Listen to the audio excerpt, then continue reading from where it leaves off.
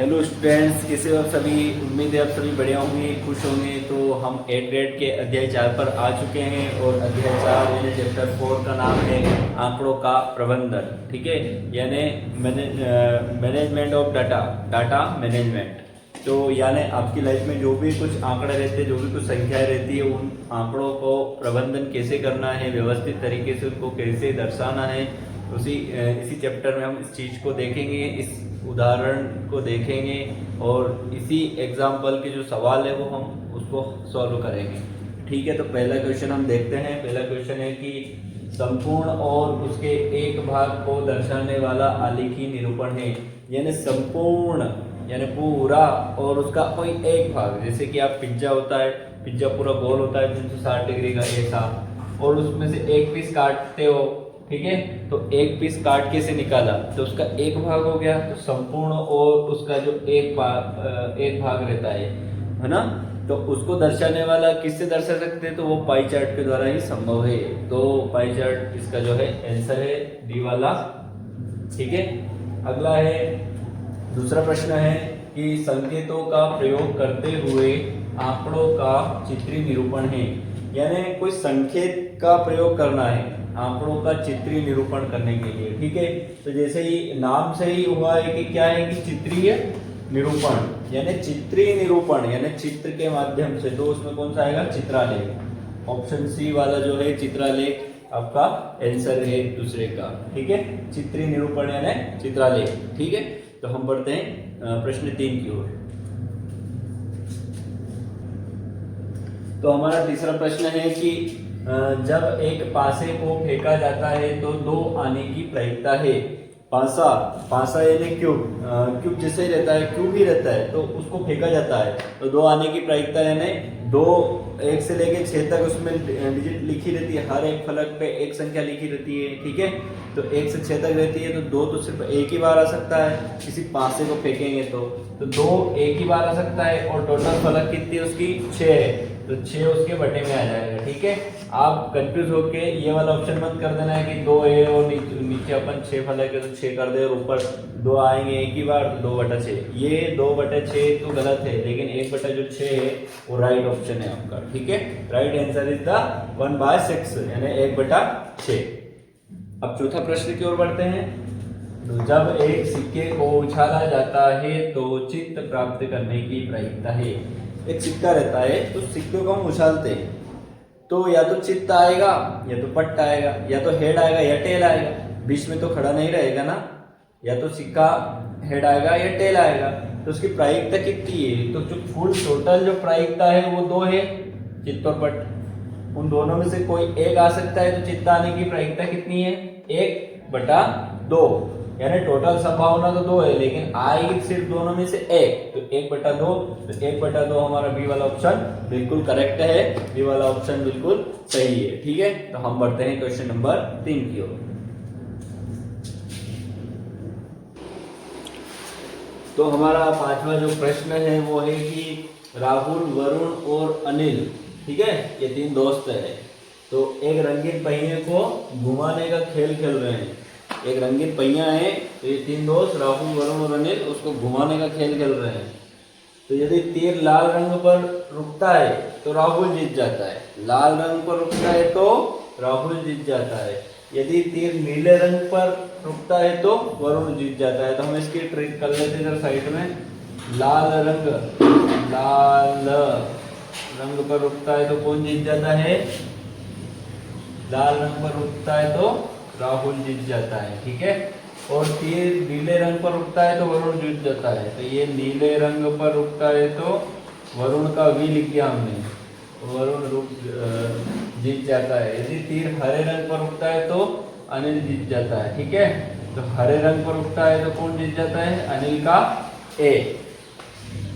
इस खेल को न्याय संगत बनाने के लिए निम्न में से कौन सा रंगीन पहिया प्रयोग किया जाना चाहिए। न्याय संगत बनाने के लिए यानी अगर वो पहिए को घुमाते हैं तो ऐसा नहीं होना चाहिए कि राहुल ही राहुल जीत रहा है, वरुण ही वरुण जीत रहा है, अनिल ही अनिल जीत रहा है ना। कि अगर वो जीतते हैं तो तीनों रैंडमली, तीनों एक एक बार तीनों जीत जाए, ऐसा हो कभी कि राहुल ही राहुल जीत रहा है, तो फिर मजा ही क्या गेम में, है ना। इसलिए इस पहिए को हमको इस प्रकार बनाना पड़ेगा कि ये न्याय संगत हो। तो अगर हम लाल, हरा, नीला और हरा को ले लेते हैं, ठीक है, और इस पहिए को घुमाते हैं, और अगर ये तीर है मान लो, तो ये पहिया घुमा, अब घूम के इसमें नीला तो एक ही है और हरे दो हो गए, तो हरे का चांस तो ज्यादा हो गया ना, हरा पहिया ज्यादा बार आ जाएगा, तो हरे का चांस ज्यादा लग रहा है, ठीक है, तो ये न्याय संगत तो नहीं हुआ। अगले को देखते हैं, लाल है, हरा है, नीला है, लाल है, हरा है, ठीक है, हरा 2 बार है, लाल 2 बार है, नीला कितनी बार है, 1 बार है, तो हमें नीले को भी 2 बार लेना पड़ेगा। क्यों? क्योंकि नीला भी हमारा बिल्कुल बराबर बराबर भागों में आना चाहिए, क्योंकि उसका भी हक है। हक इसलिए है क्योंकि उसको न्याय संगत बनाना है। अगला देखते हैं, लाल है, नीला है, लाल, हरा, लाल, नीला, लाल है 2 बार, नीला है 2 बार, हरा फिर 1 बार है, लाल 3 बार है, फिर न्याय संगत नहीं हुआ। तो हम चौथे ऑप्शन की ओर बढ़ते हैं, क्योंकि ऑलरेडी तीनों ऑप्शन को हमने देख ही चुके हैं कि ये तो आ ही नहीं रहे, तो ऑप्शन देख लेते हैं। चौथे में है लाल, हरा, नीला, लाल, हरा, नीला, यानी लाल 2 बार है, नीला 2 बार है, हरा 2 बार है, यानी सभी 2 बार आ रहे हैं। तो हमारा जो ऑप्शन डी वाला है वो is the correct answer. Option D जो है वो करेक्ट है। क्यों? क्योंकि अगर इस पहिए को घुमाते हो और ऐसा तीर रखते हो तो ये बिल्कुल बिल्कुल बराबर बराबर रेशो में अटकेगा। अगर हरा पटका है तो हरा भी 2 है, नीला है तो नीले भी 2 है, और लाल वाले भी 2 है, ठीक है। तो ये न्याय संगत वाला option D is the correct option. हम बढ़ते हैं सवाल नंबर 6 की ओर। तो हमारा प्रश्न 6 है। प्रश्न 6 कुछ इस प्रकार है कि एक थैले में 5 लाल गेंदे और 3 पीली गेंदे हैं, तो थैले के अंदर बिना देखे लाल गेंद प्राप्त करने की प्रायिकता ज्ञात कीजिए। यानी एक थैला है, उसमें 5 लाल गेंदे और 3 पीली गेंदे, यानी कुल 8 गेंदे। अब उस 8 गेंद में से आपको बिना देखे इसे हाथ डाल के कितनी गेंद निकालना है? लाल गेंद निकालना है। तो लाल गेंद आने की प्रायिकता ज्ञात करनी कि लाल गेंद आप कितनी उनमें से कितनी बार निकाल सकते हो, कितनी निकाल सकते हो, ठीक है। तो हम इस सवाल को समझते हैं। सबसे पहले हल लिखेंगे, ठीक है, और लिखेंगे दिया है, दिया है गिवन दैट, यानी जो भी हमको जानकारी इसमें दे रखी है, जो भी आंकड़े दे रखे हैं उन आंकड़ों को हम इस बार लिख लेते हैं। तो लाल गेंद हमारे सामने दिखाई दे रही है, कितनी है? 5, ठीक है। पीली गेंद हमारे सामने दिखाई दे रही है, कितनी? 3, ठीक है। चूंकि लाल गेंद प्राप्त करने की प्रायिकता, ठीक है, चूंकि लाल गेंद प्राप्त करने की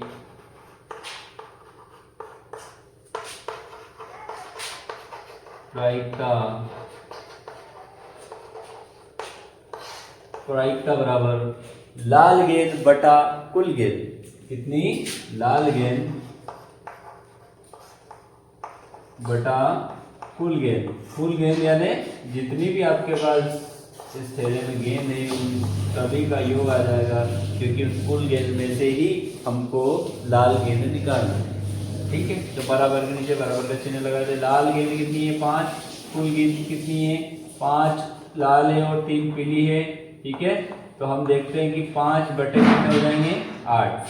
तो हमारे पास यहाँ पे स्पष्ट निकल के आता है कि लाल गेंद प्राप्त करने की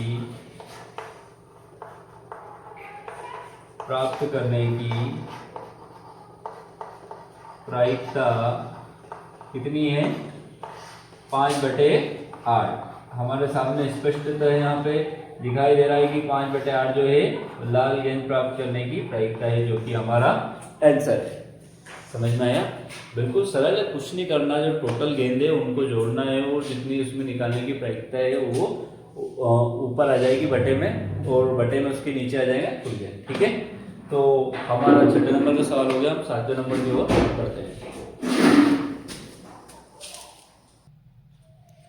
तो अब आता है हमारा 7वां प्रश्न।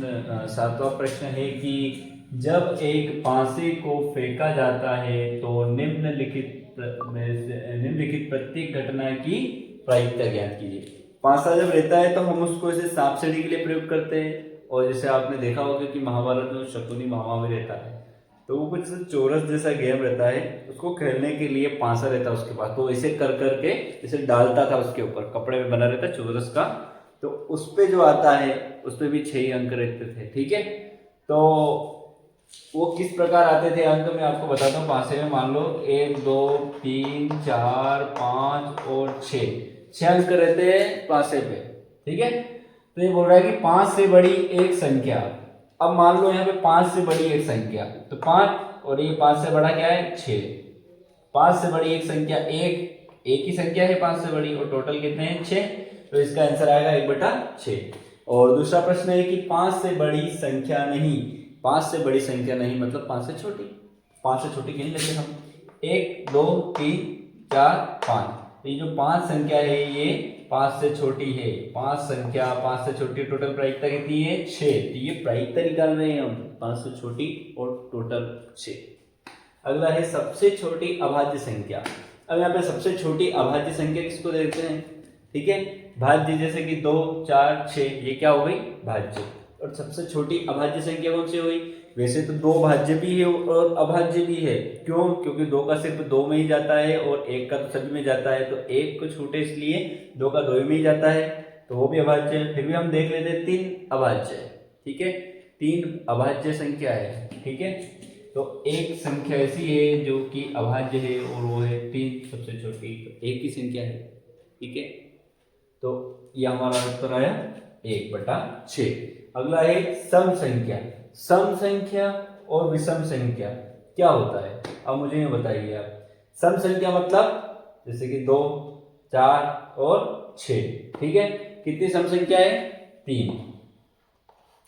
3 सम संख्या है 2 4 6, और विषम संख्या क्या हो गई 1 3 5, कितनी हो गई 5। पर 5 ऐसे नहीं, ये कंफ्यूजन हो रहे हो आप, कंफ्यूजन नहीं होना है। क्यों, क्योंकि हम यहाँ पे प्रायिकता निकाल रहे हैं और प्रायिकता कितनी है 6 में से सम संख्या बतानी है, सम तो 3 है लेकिन टोटल कितनी है 6, तो उसको काटो 3 एकम 3 3 दूना 6, तो ये 1/2 ऐसे आया है हमारा।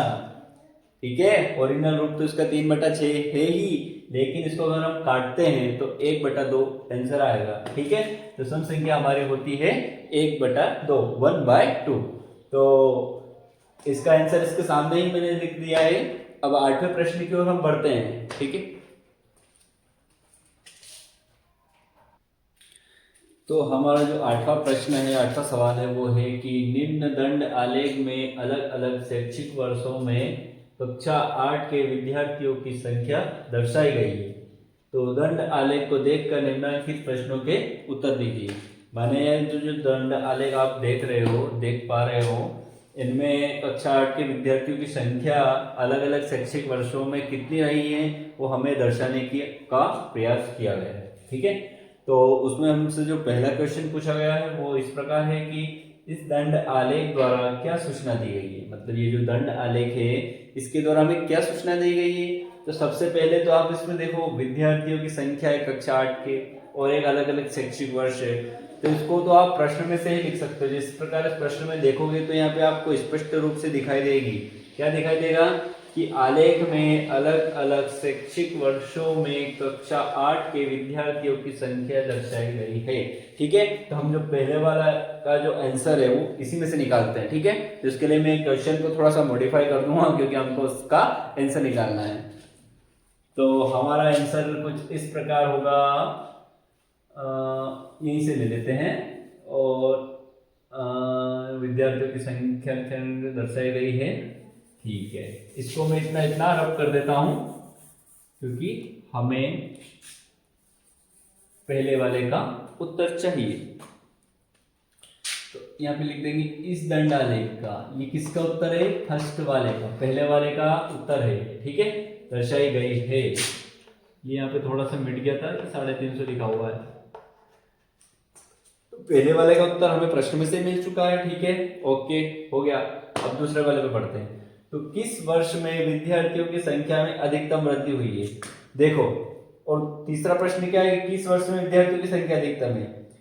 विद्यार्थियों की संख्या में अधिकतम वृद्धि होना और एक अधिकतम होना, ये दोनों अलग अलग प्रश्न हैं, तो इनको समझने का समझने का जो ढंग रहता है वो अलग अलग है दोनों का। ठीक है, तो किस वर्ष में विद्यार्थियों की संख्या में अधिकतम वृद्धि हुई है? वृद्धि होना यानी 2003-4 में विद्यार्थी कितने थे? 100 थे, और जैसे ही 2004-5 हुआ तो अचानक से कितने हो गए? 200 हो गए। ठीक है, और यहाँ से यहाँ पे देखते 50 बढ़े हैं, 200 से 250 हुए, और 250 से 300, और यहाँ से 300 से 350 हुए। मतलब सभी में 50-50 विद्यार्थी ही बढ़ रहे हैं, एकदम वृद्धि हुई है। 2004-5 में अचानक 100 स्टूडेंट्स ज्यादा हो चुके हैं, है ना। तो क्या लिखेंगे यहाँ पे कि 2000 में ही लिख देता हूँ उत्तर, है ना, कोई दिक्कत नहीं। 2004-5 में 2004-5 में विद्यार्थियों की संख्या में अधिकतम वृद्धि हुई है, ये इसका उत्तर है। ठीक है, आप ये जो प्रश्न है उसको उत्तर बना के लिख सकते हैं। ये जो किस लिखा है ना, इस किस को हटा के आप लिखोगे कि 2004-5 में 2004-5 वर्ष में विद्यार्थियों की संख्या में अधिकतम वृद्धि हुई है, और ये जो प्रश्नवाचक चिन्ह है पीछे वाला, इसको आप हटा देना। ठीक है, तो तीसरा वाला देखते हैं कि किस वर्ष में विद्यार्थियों की संख्या अधिकतम है? अधिकतम है यानी सबसे ज्यादा है। तो हम देखते हैं कि 2007-8 में विद्यार्थियों की संख्या सबसे ज्यादा है, जो कि 350 है। कितनी है? 350 पे पहुंच गई है संख्या, सबसे अधिकतम है। तो यहाँ पे इसका आंसर आ जाएगा 2007 और 2008 में विद्यार्थियों की संख्या अधिकतम है। ठीक है, अगला प्रश्न है कि बताइए कि यह सत्य है या असत्य कि 2005-6 में विद्यार्थियों की संख्या 2003-4 की संख्या की दुगनी है। यानी 2005-6 है और जो 2003-4 है, तो दोनों में क्या दुगनापन है क्या? 2003-4 और 2005-6, तो 2003-4 में तो 100 है, 2005-6 में कितनी है? 250 है, यानी ये तो दुगनों से भी ज्यादा है, तो नहीं आंसर आएगा इसका। क्या आंसर आएगा? नहीं। उसने दुगनी के पूछा है, अगर वो 100 2003-4 में 100 है और 2005-6 में 2005-6 में अगर 200 होती तो हम दुगना कह सकते, लेकिन वो दुगने से ज्यादा है। ठीक है, तो हम क्या लिखेंगे? नहीं। ये चौथे का आंसर है ना, कि नहीं, ये और बाकी यही लिख लेना, नहीं, असत्य है, असत्य है, सत्य नहीं है, ये दुगनी नहीं है। ठीक है, ये इसका उत्तर हो गया। ठीक है, इसको व्यवस्थित करके देख लेना, वीडियो को व्यवस्थित करके देखना, स्किप करके मत देखना, ध्यान से देखना, फोकस करके, तो पूरा वीडियो समझना आ जाएगा आपको अच्छे तरीके से। हम बढ़ते हैं अगले प्रश्न की ओर। अगला है हमारा 9वां सवाल। 9वां सवाल कुछ इस प्रकार है कि निम्न द्विदंड आलेख में 2 शैक्षिक वर्षों में एक विद्यार्थी द्वारा अलग अलग विषयों में प्राप्त किए गए अंक दिए गए हैं। तो द्विदंड आलेख को देखकर निम्नलिखित प्रश्नों के उत्तर दीजिए। देखिए, सबसे पहले तो आप इस बात को समझिए कि दंड आलेख और द्विदंड आलेख दोनों एक ही है, लेकिन दंड आलेख में सिर्फ एक ही वर्ष के या एक ही जो पर्टिकुलर विषय रहता है या पर्टिकुलर कोई सब्जेक्ट रहता है, तो उसका जो एक ही डाटा है वो दर्शाते हैं। और द्विदंड आलेख में एक ही विषय के दो दो डाटा को यानी दो दो आंकड़े को एक साथ दर्शाते हैं। ठीक है, तो इसलिए इसका नाम भी ऐसे ही रखा गया है, द्विदंड आलेख। तो ये द्विदंड आलेख दे रखा है, तो इसमें जो ऊपर है ये सब अंक हैं, है ना, प्राप्त किए गए अंक, और ये विषय है गणित, सामाजिक विज्ञान, विज्ञान, अंग्रेजी और हिंदी। अब हम इसको समझ लेते हैं द्विदंड आलेख को। तो ये जो है, ये जो मैंने इसको हाईलाइट किया है, ठीक है, ये गणित में दो है, एक तो 2005 और 6 का है और एक 2006 और 7 का है। ठीक है, तो ये जो डार्क डार्क वाला है जो, वो 2005 और 6 का है, और जो खाली है, एम्प्टी है, वो 2006 और 7 के लिए। ठीक है, तो हर एक विषय के दो दो आंकड़े दिए गए हैं, दोनों अलग अलग वर्षों के। तो जो पहला सवाल है कि इस द्विदंड आलेख द्वारा क्या सूचना दी गई है, मतलब ये जो द्विदंड आलेख है इसके द्वारा क्या सूचना दी गई है। तो देखिए, मैंने आपको पहले भी बताया था, पिछले जो प्रश्न मैंने बताया था तुमको कि हमको प्रश्न में से ही उत्तर निकालना है। और प्रश्न में से उत्तर को कैसे निकालेंगे? अब देखो, ऐसे है कि क्या सूचना दी गई द्विदंड आलेख में, तो द्विदंड आलेख में 2 शैक्षिक वर्षों में एक विद्यार्थी द्वारा अलग अलग विषयों में प्राप्त किए गए अंक दिए गए हैं। यहीं से हमें पता चल गया है कि इस द्विदंड आलेख में 2 शैक्षिक वर्षों में एक विद्यार्थी द्वारा अलग अलग विषयों में प्राप्त किए गए अंक दिए गए हैं। सॉरी, ठीक आ जाती है कभी कभी चीख आ जाती है क्योंकि इसका कोई विशेष नहीं होता है, बिना मुहूर्त के आ जाती है। ठीक है, तो पहला वाला आंसर जो है, द्विदंड आलेख में 2 शैक्षिक वर्षों में एक विद्यार्थी द्वारा अलग अलग विषयों में प्राप्त किए गए अंक दिए गए हैं। ठीक है, तो इसका उत्तर ये वाला हो जाएगा। ठीक है, प्रश्न में सही उत्तर को निकालना है। ओके, अब दूसरे प्रश्न की ओर चलते हैं कि किस विषय में विद्यार्थी के प्रदर्शन में सबसे अधिक सुधार हुआ है। अब आपको यहाँ पे ध्यान से देखना है कि सबसे अधिक सुधार किस विषय में हुआ है। गणित में देखते हैं, चलो हिंदी में देखते हैं। हिंदी में तो समान रहा है, अंग्रेजी में तो गिरावट आई है, विज्ञान में तो थोड़ा सा हुआ है, सामाजिक विज्ञान में थोड़ा सा हुआ है। लेकिन जो गणित ऐसा विषय था जिसमें 2005-6 में तो 30 ही नंबर आ रहे थे उसी को, है ना, और जैसे ही 2006 और 7 हुआ तो उसको गणित में 30 से डायरेक्ट डबल हो गए, 60 नंबर आ गए। ठीक है, तो सबसे अधिक सुधार किस विषय में हुआ? गणित विषय में सबसे अधिक सुधार हुआ है। तो हम इसका उत्तर क्या लिखेंगे? गणित विषय में। इसका उत्तर है गणित विषय में सबसे अधिक सुधार हुआ है। अगले प्रश्न की ओर बढ़ते हैं कि किस विषय में प्रदर्शन में गिरावट आई है। किस विषय में प्रदर्शन में गिरावट आई है? देखो, यहाँ पे कम था, यहाँ पे ज्यादा हो गया, ये तो सुधार हुआ, यहाँ भी सुधार हुआ, यहाँ भी सुधार हुआ। लेकिन जो अंग्रेजी विषय है उसमें क्या है? गिरावट आई है। क्यों? क्योंकि यहाँ पे 2005 और 6 में ज्यादा थे, इसके 50 नंबर थे, और यहाँ पे आके 45 ही रह गए। ठीक है, तो ये एक गिरावट को हम देख पा रहे हैं स्पष्ट रूप से। तो यहाँ पे इसका उत्तर क्या आ जाएगा कि अंग्रेजी विषय में प्रदर्शन में गिरावट आई है ना। अंग्रेजी जो विषय है उसमें प्रदर्शन में गिरावट आई है। ठीक है, अब अगला है कि चौथा प्रश्न है कि किस विषय में प्रदर्शन समान रहा है। मतलब प्रदर्शन मतलब नंबर किस विषय में समान रहा है। ठीक है, देखते हैं। गणित में तो नहीं है, सामाजिक विज्ञान में नहीं है, विज्ञान में नहीं है, अंग्रेजी में नहीं है, तो हमें स्पष्ट रूप से हिंदी में समान प्रदर्शन दिखाई दे रहा है। तो इसका उत्तर क्या हो जाएगा? हिंदी। हिंदी में हमें समान रूप से प्रदर्शन दिखाई दे रहा है। ठीक है, तो आया समझ में आपको? अगर नहीं आया है तो आप कमेंट में स्पष्ट रूप से मुझसे पूछ सकते हो, मैं आपके कमेंट का रिप्लाई जरूर करूंगा। ठीक है, तो ये प्रश्न नंबर 9 हुआ है। हम प्रश्न नंबर 10 की ओर बढ़ते हैं। देखिए, हमारा प्रश्न नंबर जो 10 है वो है कि दी गई सारणी में किसी राज्य के खाद्यान्न उत्पादन को दर्शाया गया है, आंकड़ों को दंड आलेख में दर्शाइए। मतलब ये जो सारणी दे रखी है इसमें किसी राज्य का जो खाद्यान्न उत्पादन है उसको दर्शाया गया है। ठीक है, और ये उत्पादन जो है वो लाख टनों में है, जैसे 45 lakh ton, 48 lakh ton, 60 lakh ton, सब लाखों के टनों में है इनका उत्पादन।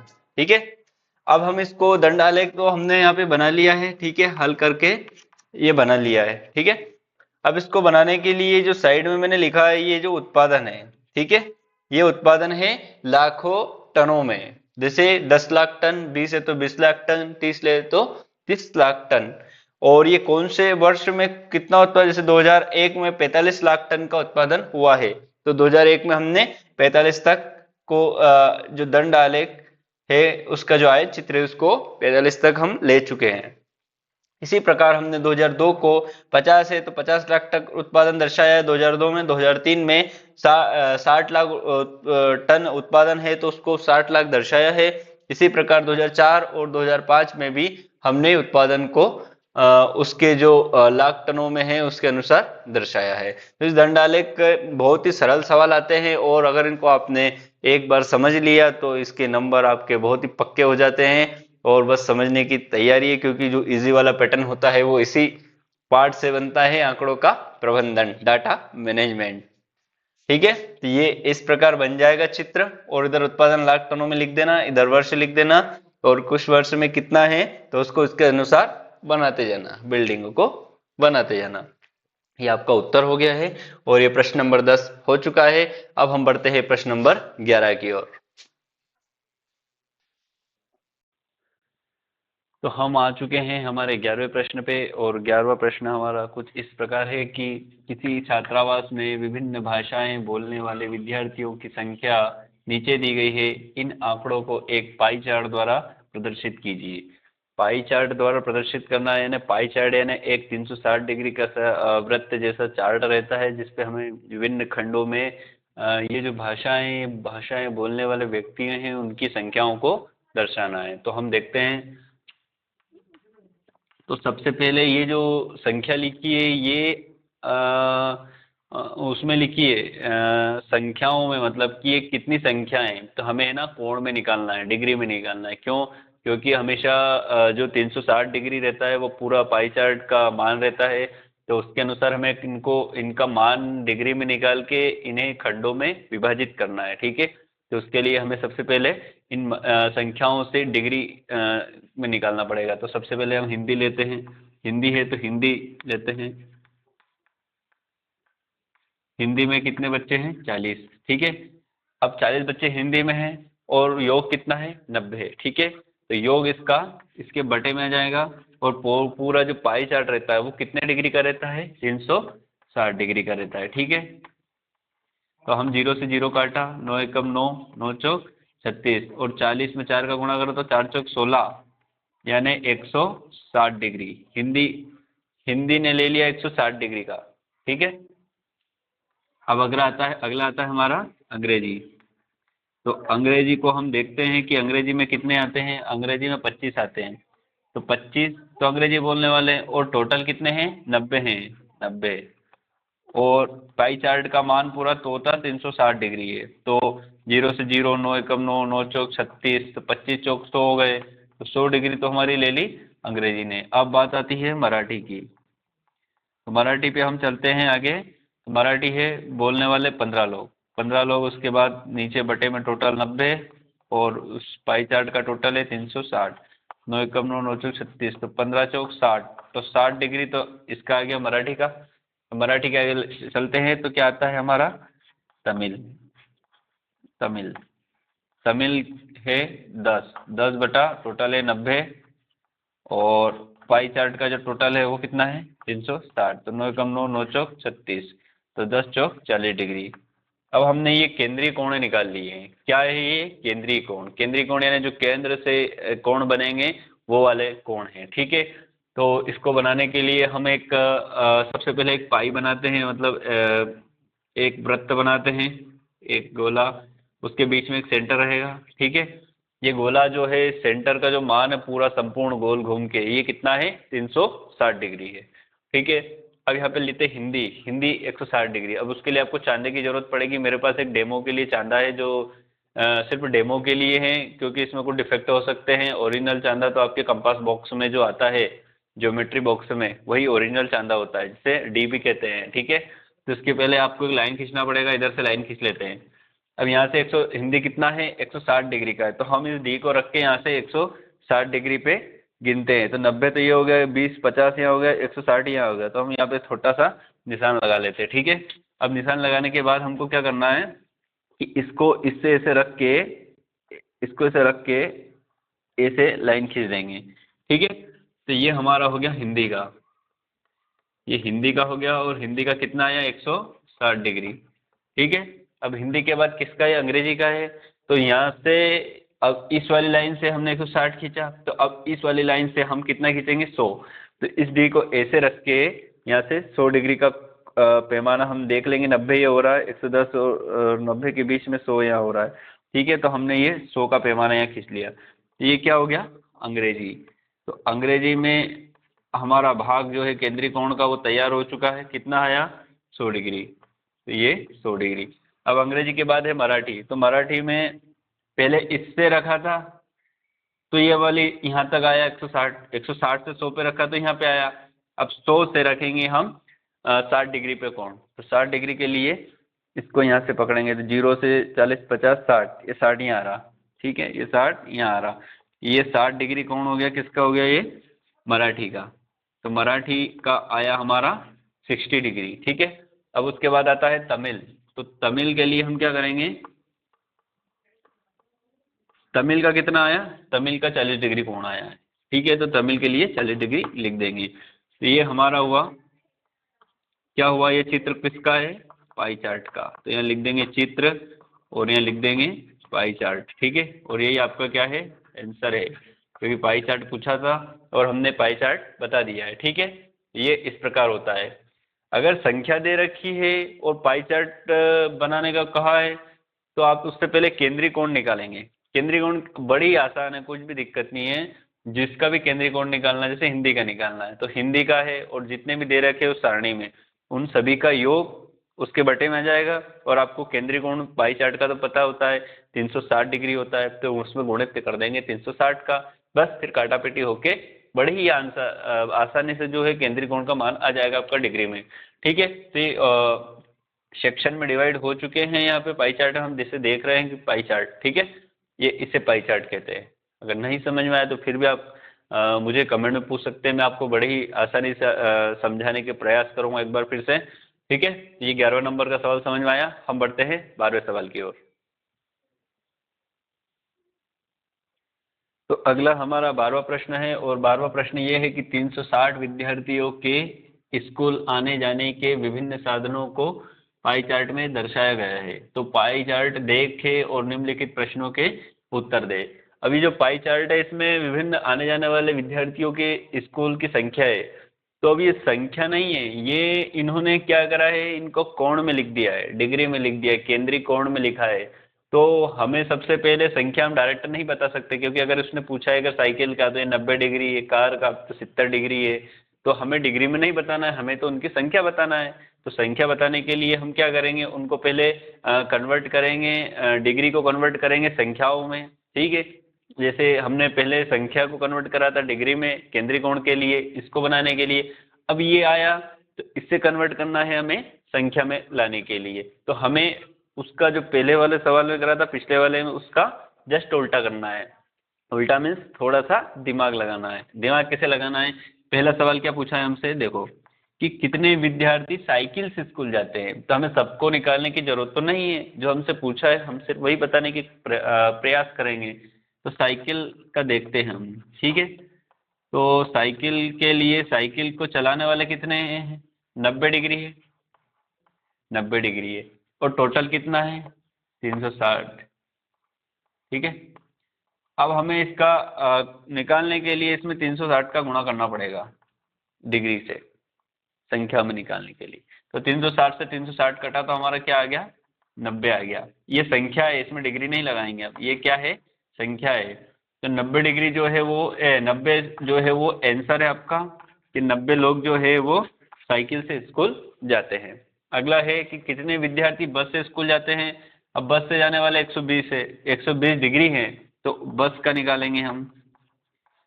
तो 120 तो ये है, टोटल कितना है 360, और 360 के लिए कोण वो डिग्री में निकालने के लिए 360 का इसमें गुणा हमको करना पड़ेगा। गुणा करते हैं तो हम देखते हैं कि 360 से 360 कैंसिल हो जाता है, बचता है हमारा 120। तो ये बस से जाने वाले विद्यार्थियों की संख्या है 120, और ये साइकिल से जाने वाले विद्यार्थियों की संख्या है 90। तो आप इससे लिख देना, अतः पहले वाले में कि अतः 90 विद्यार्थी साइकिल से स्कूल जाते हैं। ठीक है, और दूसरे वाले का आंसर ऐसे लिखोगे कि 120 विद्यार्थी बस से स्कूल जाते हैं। ठीक है, थोड़ा सा अपनी बुद्धि लगा के विवेक लगा के आपके अनुसार भी आंसर को लिख सकते हो, थोड़ा सा मॉडिफाइड करके चेंज करके, कोई वाली दिक्कत वाली बात नहीं है।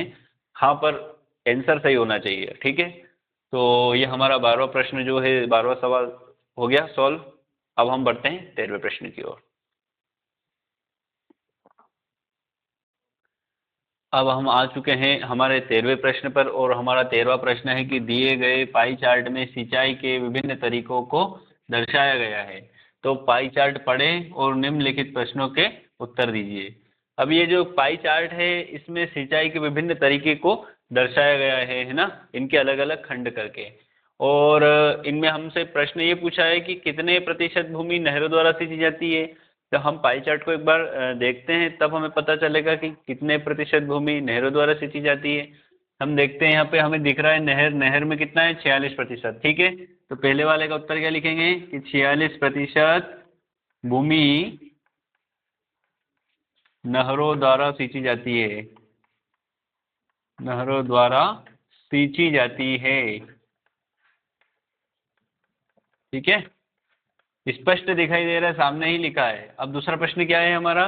दूसरे प्रश्न को हम देखते हैं कि 17% भूमि किस माध्यम से सींची जाती है। तो यहाँ पे आप देखो 17% भूमि, ये रही 17% भूमि, ये किसके द्वारा सींची जाती है? टैंक के द्वारा। टैंक होता है ना, पानी के टैंक, टैंकर, उनके द्वारा सींची जाती है।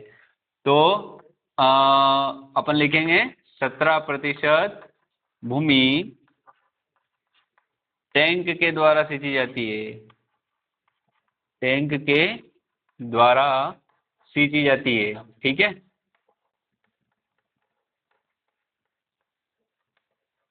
देखिए प्रश्न में से ही उत्तर मिल जाता है ना, सिर्फ किस, क्यों और कब ये हटाना होता है उसमें से। जैसे कि ये प्रश्न था कि कितने प्रतिशत भूमि नहरों द्वारा सींची जाती है, तो हमने सिर्फ कितने हटा दिया और उसकी जगह क्या कर दिया, 46% भूमि नहरों द्वारा सींची जाती है। ठीक है, अब अगला प्रश्न है कि 17% भूमि किस, ये जो किस आया ना, इसको हटा दिया, इसको हटा के क्या रख दिया हमने, टैंक रख दिया।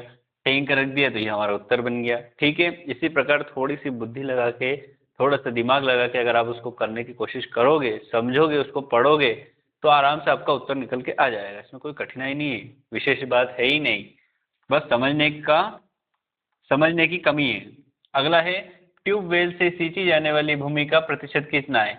अब ट्यूबवेल यानी होल, बोरिंग, उससे कितनी भूमि कितने प्रतिशत भूमि सींची जाती है ट्यूबवेल से। कहाँ रहा ट्यूबवेल हमारा, ये रहा हमारा ट्यूबवेल। ठीक है, तो क्या लिखेंगे, 25% भूमि ट्यूबवेल द्वारा सींची जाती है। भूमि ट्यूबवेल द्वारा सींची जाती है।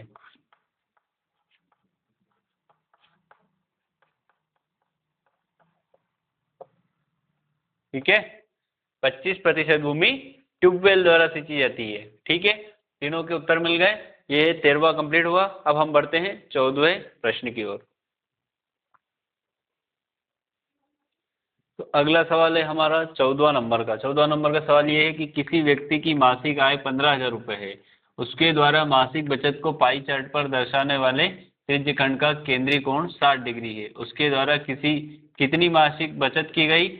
और दूसरा प्रश्न फिर वापस इसमें ही पूछा है कि यह मासिक आय का कितना प्रतिशत है। अब एक किसी की तनख्वाह है 15,000 रुपये। ठीक है, अब उस तनख्वाह को एक पाई चार्ट द्वारा उन्होंने दर्शाया गया है ना। उसमें उन्होंने खंड कर दिए क्या, कि केंद्रीय कोण 60 डिग्री है। पूरा तो 360 होता है, लेकिन इन्होंने वो एग्जाम्पल उदाहरण के मान लो कि ये 60 डिग्री उन्होंने उसको दे दिया क्या, मासिक बचत को। ठीक है, तो हम उसको सबसे पहले देख लेते हैं क्या क्या दिया उन्होंने। मासिक आय, मासिक आय कितनी है, मासिक आय है हमारी 15,000 रुपये, 15,000 रुपये कमाता है। अब उसके द्वारा मासिक बचत को पाई चार्ट पर दर्शाने वाले त्रिज्यखंड का केंद्रीय कोण कितना है, 60 डिग्री। ठीक है, तो केंद्रीय कोण कितना है, केंद्रीय कोण है हमारा 60 डिग्री। तो कितनी मासिक बचत की गई, मतलब जो 15,000 है, ये पूरा तो 360 डिग्री है पाई चार्ट पर, 360 में से सिर्फ जो 60 डिग्री है वो निकालना है। 15,000 बराबर 360 डिग्री, और 60 डिग्री बराबर कितना, ये निकालना है। ठीक है, तब हम क्या करेंगे कि टोटल तो है 15,000, और इधर टोटल केंद्रीय कोण कितना है 360 डिग्री, और इस 360 डिग्री और 15,000 में से हमें किसका मान चाहिए, 60 डिग्री वाले का, सिर्फ 60 डिग्री चाहिए। ठीक है, तो हमें 60 डिग्री वाला चाहिए। तो 0 से 0 कैंसल, 6 कम 6, 6 6 36। अब 6 से 15,000 को भाग देना है, तो देंगे 6 से दें कि 6 से ही दे देते हैं, चलो 2 से दे देते हैं, 3 से दे देते हैं, 3 दूना 6, 3 पंजे 15, 1 2 3 0, 1 2 3 0, 2 1 कब 2, 2 दूना 4, 2 पंजे 10, 2 0। तो हमारे पास आया है 2500 रुपये। कितना आया है, 2500 रुपये। ये 2500 रुपये क्या है, इसकी मासिक आय, मासिक आय क्या है, मासिक आय 2500 रुपये। ठीक है, अब हमसे क्या पूछा गया है, पहला प्रश्न तो उसने पूछा था कि मासिक बचत कितनी है। तो मासिक बचत जो है 2500 रुपये, मासिक बचत है, सॉरी, ये क्या है, मासिक बचत है। आय तो 15,000 है, लेकिन बचत कितनी हो रही है? 60 डिग्री मतलब बराबर 2500 रुपये। अब उससे आगे हमसे प्रश्न पूछा है कि यह मासिक आय का कितना प्रतिशत है, मतलब ये जो मासिक आय है ना, इसका कितना प्रतिशत है, तो मतलब जो 2500 है वो कितना प्रतिशत है, देखते हैं हम कि कितना प्रतिशत है। तब हम देखेंगे कितना प्रतिशत है। तो टोटल तो कितना है हमारा, आप ही बता दो। 2500 बचत, अब वो टोटल इधर कितना है? 15,000, मतलब 15,000 में से 2500 बचत है। अब 2500 बचत में हमें क्या निकालना है, किसका गुणा करेंगे प्रतिशत निकालने के लिए? 100 का गुणा करना है। तो इसमें हम 100 का गुणा करते हैं, ठीक है। 2 शून्य से 2 शून्य कैंसल, 1 शून्य से 1 शून्य कैंसल।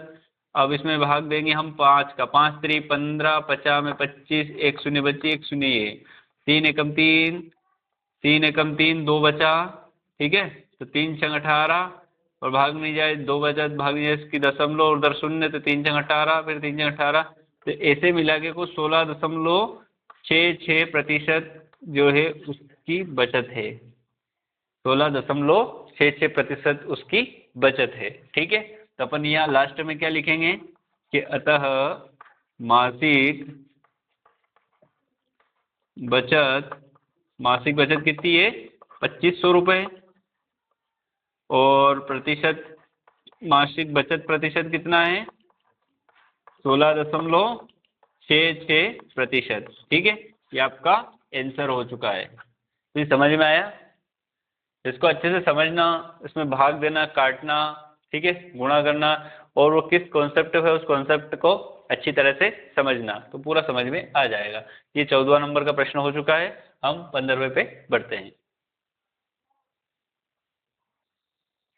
अब अगला हमारा सवाल है 15वां सवाल ये है कि आप अपनी एक दिवस की दिनचर्या में व्यतीत किया गया समय, जैसे स्कूल में खेलना, खाना आदि, नीचे दी गई सारणी में भरी है। इन आंकड़ों को एक पाई चार्ट द्वारा प्रदर्शित कीजिए।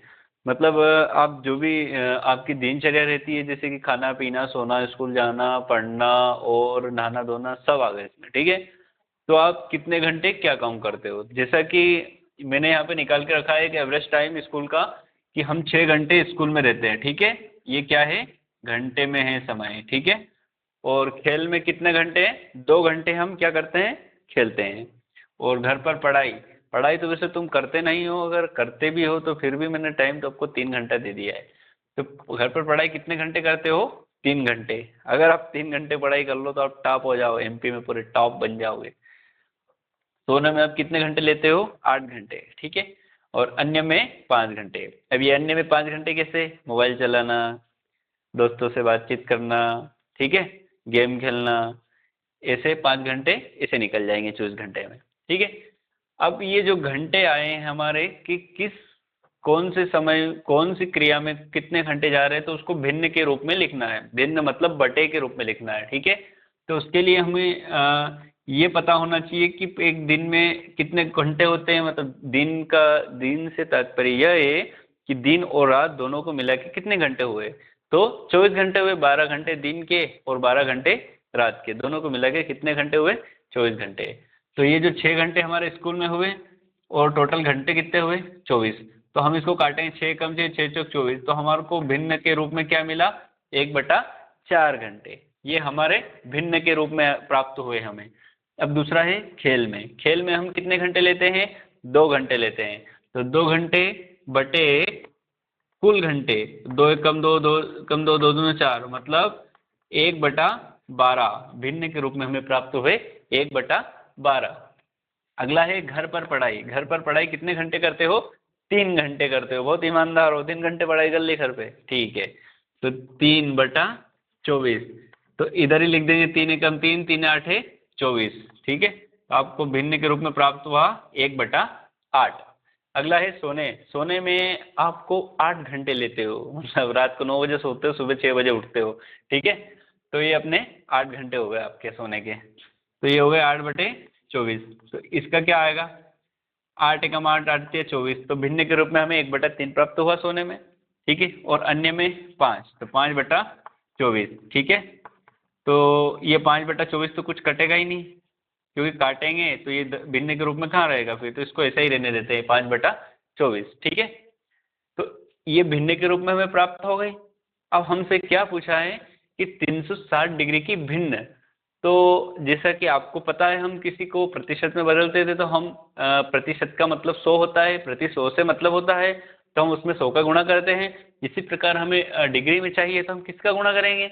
ऑब्वियसली बात है, केंद्रीय कोण 360 डिग्री का होता है पाई चार्ट, तो हम 360 का गुणा करेंगे। देखते हैं हमें क्या प्राप्त होता है। तो ये जो भिन्न है 1/4, इसमें हम गुणा करेंगे 360 का, तो हमें क्या प्राप्त होता है? हम देखते हैं कि यहाँ पे काटेंगे 4 एकम 4, 4 4 8 32, 4 9 की 36 9, तो हमें 90 डिग्री किसके लिए प्राप्त हुई है? स्कूल के लिए, मतलब हमारा 90 डिग्री का कोण स्कूल में चला जाएगा। ठीक है, अगला है 1/12, 1/12 गुणित 360। तो यहाँ से हम काटेंगे 12 एकम 12, 12 36, मतलब 30 डिग्री जो है हमारा खेल में चला जाएगा। ठीक है, मतलब जैसे घड़ी रहती है ना राउंड वाली, गोल गोल वृत्त, तो उसमें जैसे जैसे चलती है ना, तो उसी प्रकार हम इसको इमेजिन करना, कल्पना करना कि ये ऐसे ही चल रहा है। ठीक है, आपका समय। तो अगला है 1/8, तो 1/8 गुणित 360, तो 8 एकम 8, 8 दूनी 24, 8 तिया 36, तो 30 डिग्री हमारा फिर किस में जा रहा है? घर पर पढ़ाई करने में। ठीक है, 8 3 16, 8 तिया 24, 8 चौक 32, 8 16, 8 तिया 24, 8 चौक 32, 8 पंच 40। थोड़ी सी गड़बड़ हो रही है यहाँ पे। क्या गड़बड़ हो रही है? गड़बड़ ये हो रही है क्योंकि यहाँ पे 1/12 था और उसका भी 30 डिग्री आया, 2 घंटे का, 3 घंटे का भी 30 डिग्री, संभव नहीं है। ध्यान देना, इधर गलती किसी से भी हो सकती है, लेकिन मिस्टेक को सुधारना आपकी बुद्धिमानी पे तय करती है। ठीक है, तो ये 1/8 गुणित 360, तो इसको काटो। 8 के पहाड़े में 36 आते हैं? नहीं आते हैं। किससे काटोगे आप इसको? बताओ, किससे काटोगे? 2 से काट दो, 4 से काट दो, 4 दूना 8, 4 दूना 4 16, 4 पंच 4 छः 24, 4 7 4 8 32, 4 9 की 36, 4 दूना 8, 4 8 32, 4 9 की 36, कितना बचा? 0। फिर 2 से काटो, 2 एकम 2, 2 चौक 8, 2 पंजे 10, कितना आया? 45 डिग्री आया ना।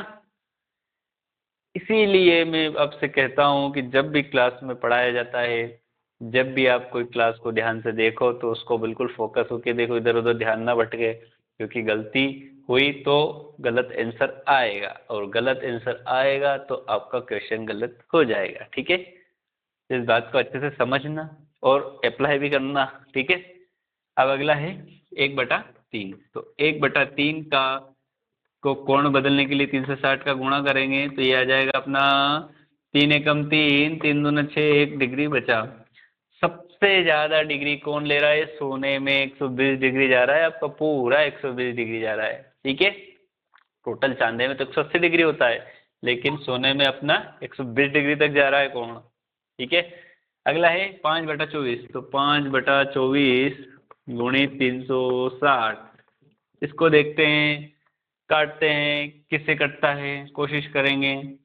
ठीक है, तो 5/24 है, काटो इसको, ये आएगा अपना, किससे कटेगा?